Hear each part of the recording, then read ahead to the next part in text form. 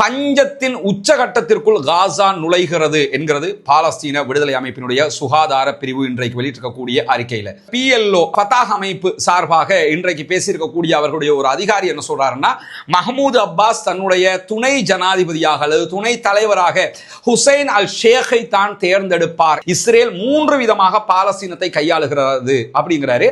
அந்த 3 விதத்துல முதலாவது உச்ச வரம்பாக அவங்க என்ன வச்சிருக்காங்கன்னா, காசாவை மொத்தமாக ஆக்கிரமிக்கிறது, ஆக்கியூபேட் பண்றது.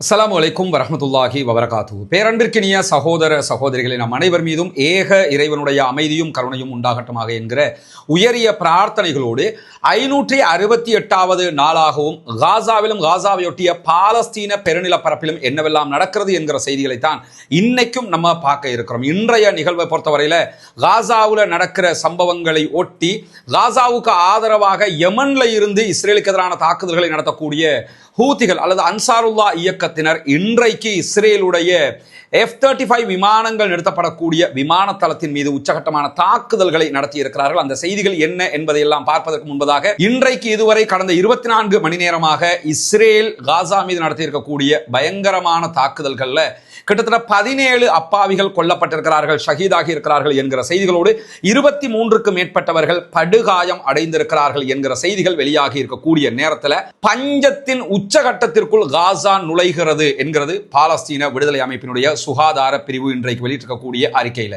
ஏன்னா ஏற்கனவே அங்க இருப்பவங்களுக்கு உணவு இல்லை, தண்ணீர் இல்லை என்கிற பிரச்சனைகளுக்கு மத்தியில கிட்டத்தட்ட 568 நாட்கள் அவங்க தாண்டி இருக்கிறாங்க. இப்படி தாண்டி இருக்கக்கூடிய நிலையில தான் இன்றைக்கு வெளியாக இருக்கக்கூடிய செய்தி என்ன சொல்லுதுன்னு சொன்னா, முழுமையான பஞ்சத்தை நோக்கி காசாவினுடைய மக்கள் நகருகிறார்கள் என்கிற செய்தி. ரொம்ப கவலையான, மனதை வெதும்ப செய்யக்கூடிய ஒரு செய்தியாக இது மாறி இருக்கிறது. அல்லாஹுவை தவிர அவர்களை பாதுகாக்கக்கூடியவன் யாரும் இல்லை. UNRWA தற்போது எங்களுக்குள்ளே உணவு கொடுக்க முடியாமல் இருக்கிறது என்று ஆதங்கப்பட்டுக் கொண்டிருக்கக்கூடிய நேரத்தில் அமெரிக்க ஜனாதிபதி டொனால்ட் ட்ரம்ப் இன்றைக்கு வெளியிட்டிருக்கக்கூடிய அறிக்கையில் என்ன சொல்றாருன்னா, காசாவில் சாப்பிட வழி இல்லாமல் இருக்கிறாங்க, கஷ்டத்தில் இருக்கிறாங்கிறது எங்களுக்கு தெரியாம இல்லை, அதை நாங்கள் பார்த்துக்கிறோம்ங்கிறார். அங்க கஷ்டத்தில் இருக்கிறாங்கிறது எங்களுக்கு தெரியும், அதை நாங்க பார்த்துக்கிறோம் சொல்றாரா இருந்தா எதுக்காக அதை சொல்றாருன்னு சொன்னா, நாங்க சொல்றதுக்கு கட்டுப்படாத வரைக்கும் அவங்களுக்கு சாப்பாடு கொடுக்க மாட்டோம் என்பதுதான் அவர்களுடைய வழிமுறையாக இருக்கிறது என்பதை பார்க்க முடிகிறது. ஆனால் எது நடந்தாலும் எங்களுடைய சுயாதீனத்தையும் எங்களுடைய உரிமையையும் நாங்கள் விட்டுக் கொடுக்க மாட்டோம் என்பதில் மிக தெளிவாக இருக்கிறார்கள் பாலஸ்தீன விடுதலை அமைப்பை சேர்ந்தவர்கள். இந்த நிலையில தான் இஸ்ரேலிய பணைய கைதிகளுடைய குடும்பத்தார் இன்றைக்கு அதிரடியாக ஒரு அறிக்கை வெளியிட்டிருக்கிறாங்க. அதுல அவங்க என்ன சொல்றாங்கன்னா, பாலஸ்தீன விடுதலை அமைப்பு ஒப்பந்தத்திற்கும் சமாதானத்திற்கும் தயாராக இருக்கிறது.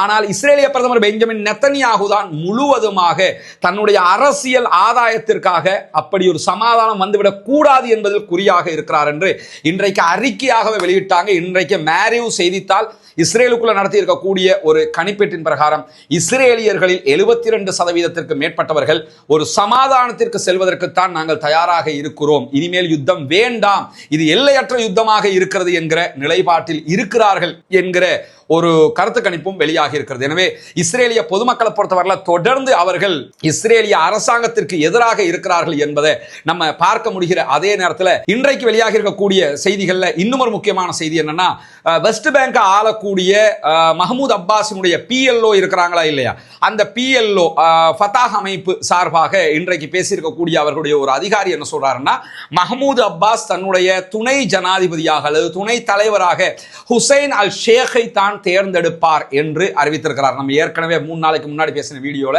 பாலஸ்தீனத்தினுடைய துணை ஜனாதிபதி யாரு என்கிற ஒரு வீடியோ பதிவு போட்டிருக்கிறோம். அதுல நம்ம சொல்லி இருந்தோம், அவர் இந்த ஹுசைன் அல் ஷேக் அல்லது இன்னொருவர் 2 பேரை சொல்லி இந்த 2 பேர்ல ஒருத்தரை தான் தேர்ந்தெடுப்பாரு, மற்ற 2 பேரையும் தேர்ந்தெடுக்க மாட்டார், குறிப்பாக மர்வான் பர்கௌத்தியை தேர்ந்தெடுக்கவே மாட்டாரு என்று சொல்லி இருந்தோம்.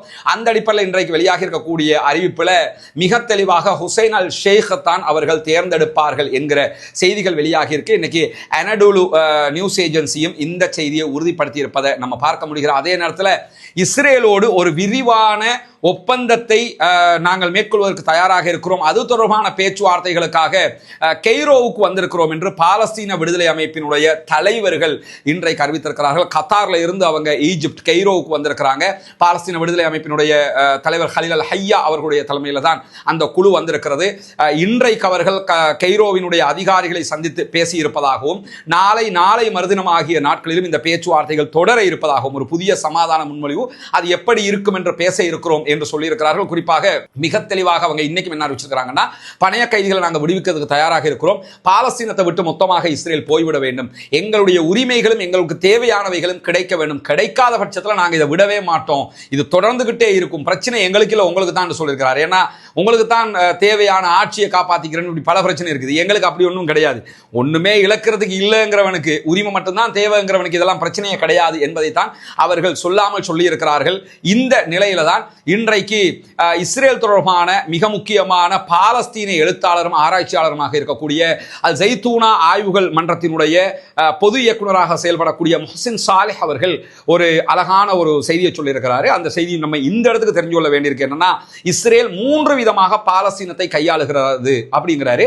அந்த 3 விதத்தில் முதலாவது உச்ச வரம்பாக அவங்க என்ன வச்சிருக்கிறாங்கன்னா, காசாவை மொத்தமாக ஆக்கிரமிக்கிறது, ஆக்கியூபேட் பண்றது, ஆக்கிரமிச்சுட்டு அதனுடைய மக்களை இடம்பெயர செய்வதும், அதாவது காசாவிலிருந்து வெளியேற்றிவிட்டு காசாவை இஸ்ரேலாக அறிவிப்பது, இது அவர்களுடைய முதலாவது இலக்கு. இதை அவர்களால் அடைய முடியாது அப்படிங்கிறாரு பொது இயக்குனர் முஹ்சின் சாலிஹ் அவர்கள். அதே நேரத்தில் 2வது வரம்பாக அவங்க எதை வச்சிருக்கிறாங்கன்னு சொன்னா, இஸ்ரேல் எந்த பகுதிகள் எல்லாம் கட்டுப்பாட்டு புள்ளியாக வைத்திருக்கிறது, ஒன்று நெட்சாரிம் காரிடோரை வச்சிருக்கிறாங்க, அதே மாதிரி தற்போது மொராக் என்கிற சவுத் காசா தெற்கு காசாவையும் சென்ட்ரல் காசாவையும் பிரிக்கக்கூடிய ஒரு பகுதி அவங்க உருவாக்கி ராணுவத்தை அங்கே நிலைநிறுத்திருக்கிறாங்க. அதே நேரத்தில் ரஃபா பார்டர்ல பிலடெல்பி காரிடார்லையும் ராணுவத்தை வச்சிருக்கிறாங்க. இந்த 3 பார்டர்களையும் அவங்க மெயின்டைன் பண்ண நினைப்பாங்க. இது அவங்களுடைய 2வது இலக்கு. அது இல்லைன்னா இதுக்கு தான் வருவாங்க. 3வது இலக்காக அவங்க என்ன வச்சிருக்கிறாங்கன்னு கேட்டா, இது ஒண்ணுமே சாத்தியப்படல, நம்ம வெளியே போய்த்தான் ஆகணும் என்கிற ஒரு நிலை வருமாக இருந்தால் அப்ப என்ன செய்வாங்கன்னு சொன்னா, சர்வதேச படைகள் காசாவுக்குள்ள வரணும் அப்படிம்பாங்க. சர்வதேச படை எப்படியுமே வராது, வர விடவும் மாட்டாங்க பாலஸ்தீன விடுதலை அமைப்பை சேர்ந்தவர்கள். அந்த நேரத்தில் என்ன பண்ணுவாங்கன்னா, ஃபத்தாஹ்கிட்ட ஆட்சியை கொடுங்க அப்படின்னு சொல்லி வெஸ்ட் பேங்க்ல இருக்கக்கூடிய அவர்களுடைய பொம்மை அரசுக்கு ஆட்சியை கொடுத்து ரமல்லாவுல இருந்து அந்த அரசாங்கம் கண்காணிக்கிற மாதிரி இஸ்ரேல் கண்காணிக்கிறதுக்கு ட்ரை பண்ணுவாங்க.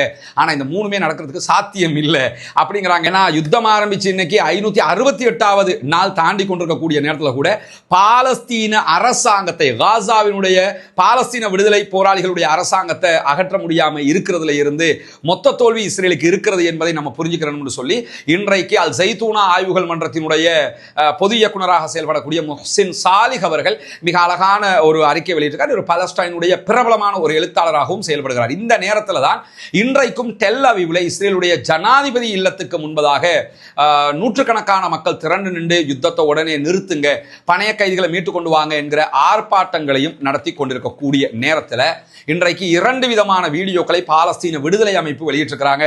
நம்ம ஏற்கனவே சொல்லி வர்றோம், சரவெடியான தாக்குதல்கள் அவங்க ஆரம்பிச்சிருக்கிறாங்க. அது இன்றைக்கு அவர்கள் வெளியிட்டிருக்கக்கூடிய தாக்குதல் வீடியோவில் நம்ம பார்த்தோம்னு சொன்னா, ஏற்கனவே அவங்க சொல்லியிருக்கிறாங்க, அமெரிக்க இஸ்ரேல் 2 நாட்டினுடைய பிரஜா உரிமை பெற்ற ஒரு பணைய கைதியை அமெரிக்கா கேட்டுக்கிட்டே இருக்கிறாங்க. அவர் இருக்கக்கூடிய இடத்துக்கு இஸ்ரேல் தாக்குதல் நடத்தியது என்று சொல்லி இருந்தாங்க. அதே நேரத்தில் இன்னைக்கு அவங்க வெளியிட்டிருக்கக்கூடிய ஒரு வீடியோவில் என்ன சொல்றாங்கன்னா, இஸ்ரேல் ஒரு தாக்குதல் நடத்தி ஒரு சுரங்கப்பாதையினுடைய வாசல்ல தாக்குதல் நடத்தி இருக்கிறாங்க. அந்த இடத்துல இருந்த இஸ்ரேலிய பணைய கைதி ஒருவர் அந்த தாக்குதலில் காயப்பட்டிருக்கிறார். காயப்பட்டவரை இடிபாடுகளுக்குள்ள இருந்து அவங்க மீட்டெடுக்கக்கூடிய வீடியோவை தான் வெளியிட்டிருக்கிறாங்க. அந்த வீடியோ அல் ஜசீராவுடைய அரபு மற்றும் ஆங்கில பக்கங்கள்ல நீங்க போய் பார்க்க முடியும்.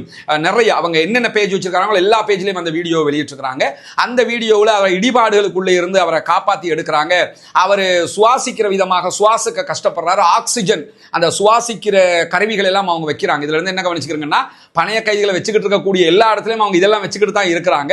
அவங்க ஆக்சிஜன் மாஸ்க் எல்லாம் அவருக்கு உடனடியாக மாட்டி விடுற காட்சிகள் முதலே பதிவாகிறார். அந்த புகைப்படம் இன்றைக்கு வைரலாக எக்ஸ்ல பரவி கொண்டிருக்கக்கூடிய காட்சிகளையும் பார்க்க முடிகிறது. அதே நேரத்தில் அந்த கைதி என்ன சொல்றாருன்னா, எனக்கு உடம்பு தாங்க முடியல, உடம்பு முழுவதும் வலியாக இருக்கிறது என்று சொல்லக்கூடிய அந்த காட்சியை அவர்கள் வெளியிட்டு என்ன சொல்றாங்கன்னா, உங்க மக்களை நாங்க கொல்லல, பணைய கைதிகளை பத்திரமா பாதுகாத்துக்கிட்டு இருக்கிறோம், இஸ்ரேல் தான் அவர்களை கொல்லுகிறது என்பதை அவர்கள் வெளியிட்டிருக்கிறார்கள். எனவே இஸ்ரேல் தன்னுடைய பொதுமக்களையே கொன்று குவிக்கிறது என்பது இதிலிருந்து பதிவாகக்கூடிய நேரத்தில் தான் இன்றைக்கு அவர்கள் வெளியிட்டிருக்கக்கூடிய இன்னும் ஒரு வீடியோவில் பாலஸ்தீன விடுதலை அமைப்பு சுஜாஇயா பகுதிகளில் இஸ்ரேலிய ஆக்கிரமிப்பு இராணுவத்தை தாக்குகிற காட்சிகள் வெளியாகி இருக்கிறது. குறிப்பாக மெர்காவா டேங்குக்கு மேல நின்று எதையோ உலாத்திக்கிட்டு இருக்கிறாங்க. ஒரு 4 கேமரா ஷாட் அவங்க காட்டியிருக்கிறாங்க. நீங்க அல் ஜசீராவுடைய அரபு பக்கத்தில் அதை பார்க்க முடியும்.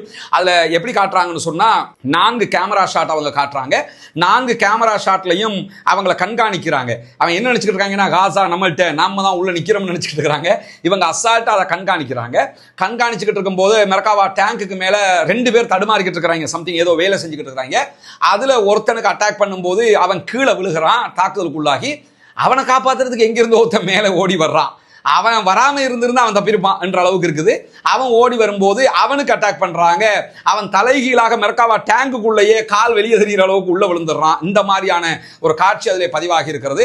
அதே போன்று அவர்கள் அந்த படைப்பிரிவுகள் மேல அங்கங்க தாக்குதல் நடத்தக்கூடிய காட்சிகளையும் வெளியிட்டிருக்கிறாங்க. குறிப்பாக அவர்களுடைய யாசின் 105 மூலமான தாக்குதல், அதே போன்று இயந்திர துப்பாக்கிகள் மூலமான தாக்குதல்களை குறிவைத்து சுஜாயியாவில் இஸ்ரேலிய ஆக்கிரமிப்பு ராணுவத்தினுடைய ஒரு பெட்டாலியன் மேல அவங்க தாக்குதல் நடத்தி இருக்கக்கூடிய காட்சிகள் இன்றைக்கு வெளியாகி இருக்கிறது. ஹெலிகாப்டர்ல வந்து அந்த பிணங்களை அள்ளி கொண்டு போகிற காட்சிகள் எல்லாம் பதிவு செய்யப்பட்டிருக்கு. எனவே தொடர்ந்து இஸ்ரேல் மீது சிம்ம சொப்பனமான பதிலடி தாக்குதல்களை மீண்டும் பாலஸ்தீன விடுதலை அமைப்பு ஆரம்பித்திருக்கிறது என்பது மிக தெளிவாக தெரியக்கூடிய நேரத்தில் தான் பாலஸ்தீன விடுதலை அமைப்பு வெளியிட்டிருக்கக்கூடிய இன்னும் ஒரு வீடியோல பைத் ஹனூனுக்கு கிழக்கு பகுதிகளில் 4 இஸ்ரேலிய ராணுவத்தை சேர்ந்தவர்கள் மீது தாக்குதல் நடத்தக்கூடிய காட்சிகளும் அதுல பல பேர் காயப்படுகிற காட்சிகளும் வெளியாகி இருக்கக்கூடிய நேரத்தில் அல் அவுதா தெருவில் அல் அவுதா என்கிற ரோட்ல தான் இந்த தாக்குதல் நடைபெறுகிறது. இந்த இடம் தான் ஏற்கனவே இஸ்ரேலிய ராணுவத்தினுடைய ஒரு படையினுடைய துணை தளபதி வருகிற நேரத்தில் அவங்க அட்டாக் பண்ணின ஒரு 5 நாளைக்கு முன்னாடி அதே இடத்துல தான் மீண்டும் அட்டாக் பண்ணியிருக்கிறாங்க. அப்ப அந்த இடத்துல ஆல்ரெடி அட்டாக் வந்திருக்குது. ஒரு பங்கர்ல இருந்து வந்து அடிச்சிருக்கிறாங்க. எனவே அதை கண்காணிக்கணும்ங்கிறதெல்லாம் அந்த கிறுக்கு பயலுக்கு தெரியுதா இல்லையான்னு தெரியல. ஆனா அதே இடத்துல அவங்க இன்னைக்கும் அட்டாக் பண்ணியிருக்கக்கூடிய காட்சிகளையும் வெளியிட்டிருக்கக்கூடிய நேரத்தில் உங்களுக்கு எல்லாம் தெரியும், புனிதமிக்க ரமலானுடைய காலத்தில் இருந்து நம்ம இலங்கையினுடைய கிழக்கு பகுதிகளில் பொத்துவில் பகுதிகளில் ஒரு 14 இஸ்லாத்தை ஏற்றுக்கொண்ட சகோதர சகோதரிகளுக்காக அவர்களுடைய குடும்பங்களுக்காக வீடு அமைக்கிற ஒரு திட்டத்தை பற்றி விளம்பரம் செய்து வந்தோம். அந்த பணிக்காக உங்களுடைய தான தர்மங்கள் ஜகாத் நிதிகளை நம்ம தொடர்ந்து கேட்டு வந்திருக்கிறோம், இப்பொழுதும் கேட்டுக்கொண்டிருக்கிறோம். ஏன்னா முதல் கட்டமாக ஒரு 5 வீடுகளை அமைக்கிற பணி நடைபெற்று வருகிறது. மீதி உள்ள வீடுகளை நம்ம அமைக்க வேண்டி இருக்கிறது. மற்ற பணிகளையும் செய்ய வேண்டியிருக்கிற காரணத்தினால உங்களிடத்தில் இறைவனுக்கான உதவியாக இந்த உதவியை தொடர்ந்து நம்ம கேட்டு வர்றோம். அங்கே இந்த வீடுகள் கட்டப்படுகிற காட்சிகளை நீங்கள் பார்க்க முடியும். கிட்டத்தட்ட 5 வீடுகளில் 4 வீடுகள் கட்டி முடிக்கப்பட்டு விட்டது. மேலே கூரை போடுகிற அதே மாதிரி அதை பூசுகிற வேலைகள் மற்ற உள்ள வேலைகள் தான் தற்போது நடைபெற்று வருகிறது. 5வது வீடும் தற்போது கட்டப்பட்டு வரக்கூடிய காட்சிகளை நீங்கள் பார்த்து வர்றீங்க. இன்ஷா அல்லாஹ் இதற்கு பிறகு இருக்கக்கூடிய மீதமுள்ள வீடுகளையும் கட்ட வேண்டியிருக்கிற காரணத்தினால உங்களால் முடிந்த உதவிகளை தாராளமாக வாரி வழங்குங்கள். அது 1000 ரூபாய், 2000 ரூபாய், 500 ரூபாய், 200 ரூபாய் எவ்வளவாக இருந்தாலும் அப்படி தரக்கூடிய பல சகோதரர்கள் இருக்கிறார்கள். அல்லாஹ் அவர்களுக்கும் பரிபூரணமான எண்ணங்களுக்குரிய கூலிகளை கொடுக்க வேண்டும். அல்லாஹ் அவர்களுக்கும் பரக்கத் செய்ய வேண்டும். காரணம் என்னன்னா, எங்களால் இதுதான் முடியும்னு நினைக்கிறாங்க இல்லையா, நினைக்கிறத கொடுத்து உதவுறாங்க இல்லையா. இத்தகுன்னார வலவு பிஷிக்கு தம்ரா என்றார்கள் ரசூலுல்லாஹ். நரகத்தை விட்டு பாதுகாப்பு தேடுவதற்கு ஒரே ஒரு பேரிச்சம்பழத்தினுடைய துண்டு இருந்தாலும் அதை தர்மம் செய்யுங்கள் என்று சொன்னார்கள். அந்த அடிப்படையில் தங்களிடத்தில் எது இருக்குதோ அதை கொடுத்து உதவக்கூடிய பல சகோதரர்களை நம்ம பார்க்கிறோம். அல்லாஹ் அவர்களுக்கு அருள் புரிய வேண்டும். இதற்காக உதவி செய்த அத்தனை பேருக்கும் அல்லாஹ் அருள் புரிய வேண்டும். மேலதிக உதவிகளை நீங்கள் செய்கிற போது மீதமுள்ள வீடுகளை நம்ம அமைப்பதற்குரிய அந்த வாய்ப்புகள் கிடைக்கும். எனவே அந்த மக்களுக்கான இந்த பணி மிகச்சிறப்பாக மிக தெளிவாக அந்த பகுதிகளில் நடைபெற்று வருகிறது.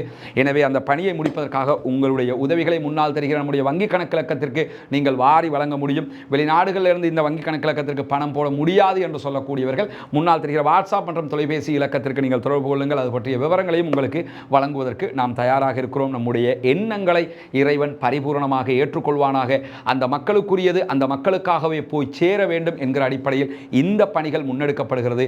வல்ல ரஹ்மான் நம்முடைய அனைத்து முயற்சிகளையும் கைகூட வைக்க வேண்டும் என்கிற பிரார்த்தனையோடு முடித்துக் கொள்கிறேன். இன்றைக்கு இஸ்ரேலுடைய ரேடியோ ஒரு செய்தியை வெளியிட்டிருக்கிறாங்க. என்னன்னு சொன்னா, காசாவில் மீண்டும் சண்டை தொடங்கினதிலிருந்து சீஸ்ஃபயருக்கு பிறகு யுத்தம் ஆரம்பித்ததிலிருந்து இதுவரைக்கும் இஸ்ரேல் மேல யமன்ல இருக்கக்கூடிய ஹவுசிகள், அதாவது அன்சாருல்லா படைப்பிரிவு சார்பாக 22 ராக்கெட் தாக்குதல்கள் நடத்தப்பட்டிருக்கிறது என்று இன்றைக்கு அறிவிச்சிருக்கிறாங்க.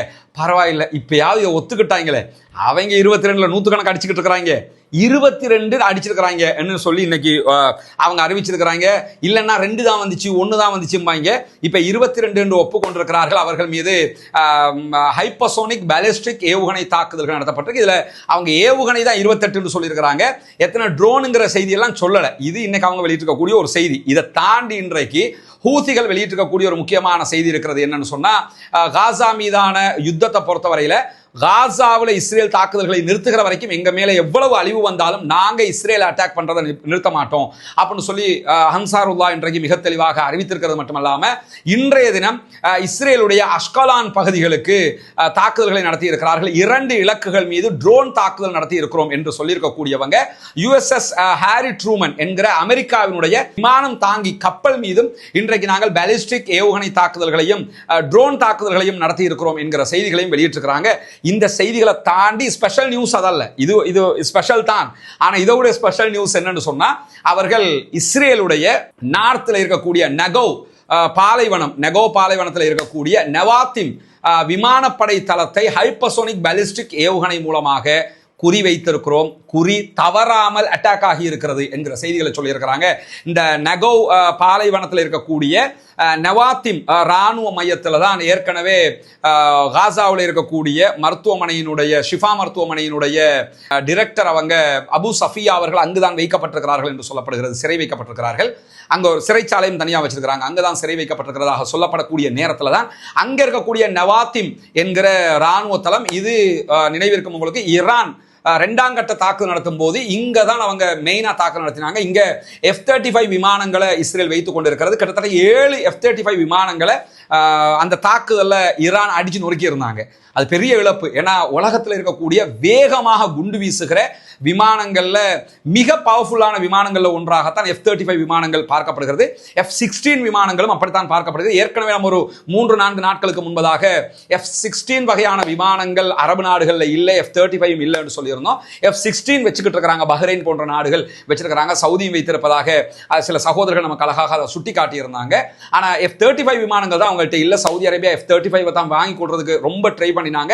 அமெரிக்கா விற்க மாட்டேன்னு சொல்லிட்டாங்க. இப்ப ரஷ்யா வழியாக அதுக்கு நிகரானதை வாங்குறதுக்கு ரெடியா இருக்கும்போது ஆயத்துல்லா அலி ஹாமனி, ஈரானுடைய ஆன்மீக தலைவர், என்ன சொல்லி இருந்தாருன்னா, அண்மையில சவுதி அரேபியாவினுடைய பாதுகாப்பு அமைச்சரை சந்திச்ச நேரத்தில், ஹாலித் அவங்களை சந்திச்ச நேரத்தில் என்ன சொல்லி இருந்தாருன்னா, எங்ககிட்ட இருக்கக்கூடிய மிக முக்கியமான 2 ராணுவ விவகாரங்களை உங்களோட பகிர ரெடியா இருக்கிறோம்னு சொல்லியிருந்தார். ஒன்று அணு ஆயுத பகிர்வாக இருக்கக்கூடும். 2வது F-35 விமானங்களுக்கு நிகரான விமானங்களை ஈரான் தயாரித்திருக்கிறது.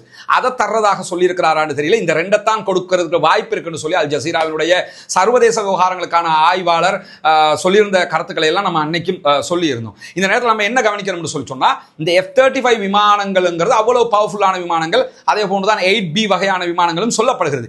இந்த F-35 விமானங்களை வைத்துக் கொண்டுதான் இஸ்ரேல் யமன் மீதும் அட்டாக் பண்ணியிருந்தாங்க. அந்த F-35 விமானங்களை இலக்கு வைத்து தான் இன்றைக்கு ஹைப்பர்சோனிக் பாலிஸ்டிக் ஏவுகணை தாக்குதல்களை நவாத்திம் விமானப்படை தளத்தின் மீது நாங்கள் நடத்தி இருக்கிறோம். அது துல்லியமான தாக்குதலை உண்டாக்கி இருக்கிறது என்கிற செய்திகளையும் ஹூதிகளுடைய ராணுவ பிரிவு ஊடக பேச்சாளர் இன்று யஹியா சாரி அவங்க வெளியிட்டிருக்கக்கூடிய செய்திகளும் இன்றைக்கு வெளியாகி இருக்கிறது. எனவே இன்றைக்கு இஸ்ரேலுக்கு சிம்ம சொப்பனமான தாக்குதல்கள் இன்றைக்கும் 2 தரப்புல இருந்து கிடைச்சிருக்குது. இதுக்கு நடுவில் நாங்கள் ஒரு பேச்சுவார்த்தைக்கு தயாராகிறோம் என்று சொல்லி இன்றைக்கு இஸ்ரேலிய பிரதம மந்திரியினுடைய அலுவலகமும் செய்தி சொல்லியிருக்கக்கூடிய நேரத்தில் தான் ஈரான்ல இன்றைக்கு ஒரு வெடிப்பு ஏற்பட்டிருந்தது. பந்தர் அப்பாஸ்ல நடைபெற்ற மிகப்பெரிய ஒரு வெடிப்பு. அதுக்கான காரணங்கள் என்ன, அந்த வெடிப்பினுடைய பின்னணி என்ன என்பதை தனியான ஒரு வீடியோவாக நம்ம வெளியிட்டிருக்கிறோம். பார்க்காத சகோதரர்கள் அதையும் பார்த்துக் கொள்ளுங்கள். நிறைய பேர் இந்தியா பாகிஸ்தான் பிரச்சனை சம்பந்தமாக கேட்டிருந்தீங்க. இன்னைக்கு தனியான ஒரு வீடியோ அது சம்பந்தமாக வெளியிட்டிருக்கிறோம். அதையும் பார்க்காதவர்கள் பார்த்துக் கொள்ளுங்கள். இந்தியா பாகிஸ்தான் தொடர்பான நிறைய தகவல்கள் இருக்கிறது. அடுத்தடுத்து நாளை மறுதினம் என்று தொடர்ந்து அது சம்பந்தமான நிறைய சீரிஸ் நம்ம வெளியிட இருக்கிறோம். அதையும் மறவாமல் பார்க்கக்கூடிய சந்தர்ப்பங்களை ஏற்படுத்திக் கொள்ளுங்கள். இன்ஷா அல்லாஹ் பாலஸ்தீன மக்கள் வெற்றி பெற வேண்டும் என்று அல்லாஹ்விடத்தில் பிரார்த்தனை செய்யுங்கள். இஸ்ரேலுக்கு எதிராக கண்டிப்பாக குனூத்துல் நாசிலா நிறைய பள்ளிகள் இப்போ ஓதுறாங்க. அல்ஹம்துலில்லாஹ் தொடர்ந்தும் ஓதுவதற்கு முயற்சி செய்யுங்கள். அதே நேரத்தில் பாலஸ்தீன மக்களுக்காக ஜனநாயக ரீதியாக குரல் கொடுக்க மறந்து விடாதீர்கள். பாலஸ்தீனம் வெற்றி பெறட்டும், பாலஸ்தீனம் சுதந்திரமடையட்டும், தீவிரவாதம் ஒழிக்கப்பட வேண்டும், பயங்கரவாதம் இல்லாத ஒழிக்கப்பட வேண்டும், அமைதியான பூலகு உலகம் முழுவதும் தோன்ற வேண்டும், உருவாக வேண்டும் என்கிற உயரிய பிரார்த்தனைகளோடு முடித்துக் கொள்கிறேன். வாஹ்ரதா அல்ஹம்துலில்லாஹி ரப்பில் ஆலமீன்.